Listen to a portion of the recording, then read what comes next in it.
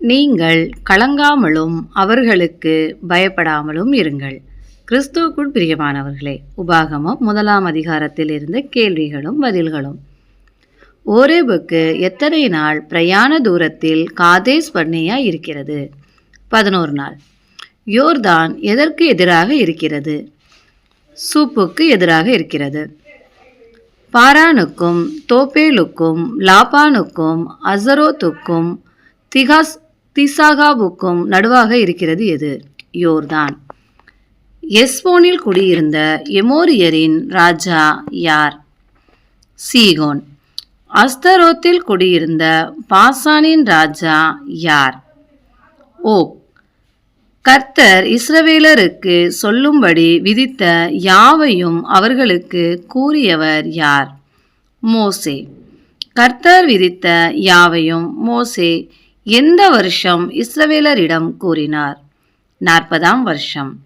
கர்த்தர் விதித்த யாவையும் மோசே எந்த மாதம் முதல் தேதியில் இஸ்ரவேலரிடம் கூறினார்? 11ஆம் மாதம். யோர்தானுக்கு இப்புறத்தில் இருந்தது எது? மோவாப். மோசே எந்த தேசத்திலே நியாயப்பிரமாணத்தை விவரித்து காண்பிக்க தொடங்கினார்? மோவாப். நீங்கள் இந்த மலை அருகே தங்கி இருந்தது போதும் என்று கர்த்தர் கூறிய இடம் எது? ஓரேப். எந்த டேஷ் என்னும் எந்த நதி வரைக்கும் போங்கள் என்று கர்த்தர் கூறினார்? ஐபிராத்து. இஸ்ரவேலரின் பிதாக்கள் என்று கர்த்தர் யாரை எல்லாம் கூறினார்? ஆபிரகாம், ஈசாக்கு மற்றும் யாக்கோபு. நான் ஒருவனாக உங்கள் எதை தாங்கக்கூடாது என்று மோசே இஸ்ரவேல் ஜனங்களிடம் கூறினார்? பாரத்தை. இஸ்ரவேல் ஜனங்கள் எத்தனை மடங்கு அதிகமாகும்படி அவர்களை ஆசீர்வதிப்பதாக கர்த்தர் கூறியிருந்தார்? 1000. இஸ்ரவேலரை பெருக பண்ணியவர் யார்? தேவனாகிய கர்த்தர். இஸ்ரவேல் ஜனங்கள் எவைகளைப் போல திரளாய் இருந்தார்கள்? வானத்து நட்சத்திரங்கள். இஸ்ரவேல் ஜனங்களின் எதையெல்லாம் தான் ஒருவனாக தாங்குவது எப்படி என்று மோசே கூறினார்? வருத்தத்தை, பிரயாசத்தை, வழக்குகளை. இஸ்ரவேலருக்கு யாரை ஏற்படுத்தும்படி மோசே கூறியிருந்தார்? அதிபதிகளை. எப்படிப்பட்ட அதிபதிகளை தெரிந்து கொள்ளும்படி மோசே கூறினார்? ஞானம், விவேகம் மற்றும் அறிவு நிறைந்தவர்கள். யாருக்கு நீதியின்படி தீர்ப்பு செய்ய மோசே அதிபதிகளிடம் கூறினார்? இரு பட்சத்தாருக்கும். நியாயத்திலே பார்க்கக்கூடாதது எது? முகதாட்சணியம். நியாயத்திலே யாருக்கு செவி கொடுப்பது போல சிறியவனுக்கும் செவி கொடுக்க வேண்டும்? பெரியவனுக்கு. யாருடைய முகத்திற்கு பயப்படாமலும் இருக்க வேண்டும்? மனிதருடைய முகத்திற்கு. நியாய தீர்ப்பு யாருடையது? தேவனுடையது.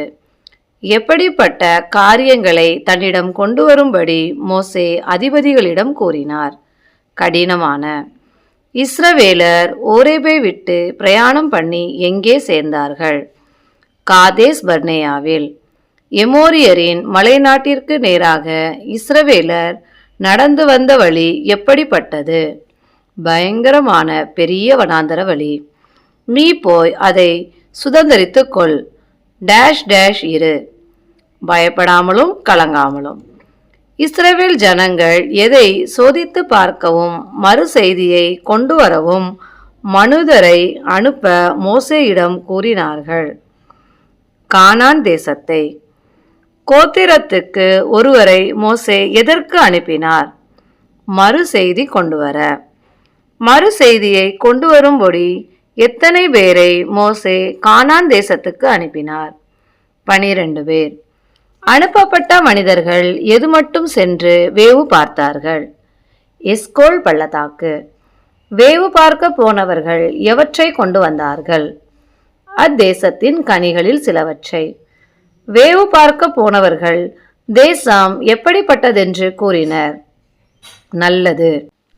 அந்த தேசத்தின் ஜனங்கள் நம்மை பார்க்கிலும் எப்படிப்பட்டவர்கள் என்று இஸ்ரவேல் ஜனங்கள் கூறினார்கள்?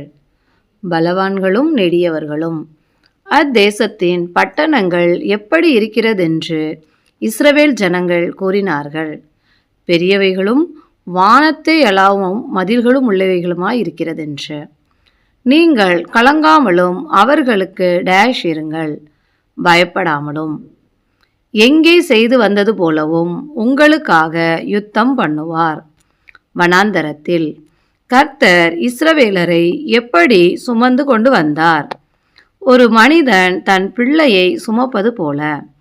இஸ்ரவேலர் போக வேண்டிய வழியை காட்ட அவர்களுக்கு முன் சென்றவர் யார்? தேவனாகிய கர்த்தர். இஸ்ரவேலர் தாங்கள் டேஷ் பார்க்கும்படி தேவனாகிய கர்த்தர் அவர்களுக்கு முன் சென்றார், பாளையம் இறங்கத்தக்க இடத்தை. கர்த்தர் இரவில் எப்படி இஸ்ரவேலருக்கு முன் சென்றார்? அக்கினியில். கர்த்தர் பகலில் எப்படி இஸ்ரவேலருக்கு முன் சென்றார்? மேகத்தில். கர்த்தரை விசுவாசியாமற் போனவர்கள் யார்? இஸ்ரவேலர். கர்த்தர் இஸ்ரவேலரின் டேஷ் கேட்டு அவர்கள் மீது கோபம் கொண்டார், வார்த்தைகளின் சத்தத்தை. தாம் ஆணையிட்ட தேசத்தை யாரில் ஒருவனும் காண்பதில்லை என்று கர்த்தர் கூறினார், பொல்லாத சந்ததியாராகிய மனிதரில். கர்த்தரை உத்தமமாய் பின்பற்றினவன் யார்? காலேப்.